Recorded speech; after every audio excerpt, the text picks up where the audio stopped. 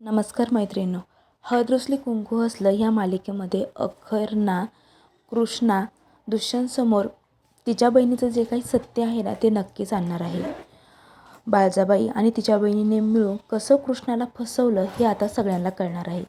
तर होतं असं की सकाळी सकाळी कृष्णा घरी आलेली असते आणि तिथे तिची बहीण असते. तर दोघींमध्ये खूप वादावाद होते.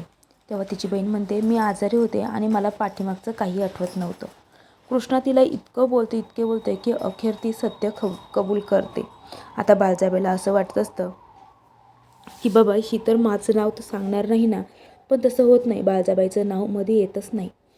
तर कृष्णा तिच्या बहिणीच्या खणखणे कानाखाली मारते आणि म्हणते, दुष्यंत सरकार आणि माझ्यामध्ये पुन्हा येण्याचा प्रयत्न करायचा नाही.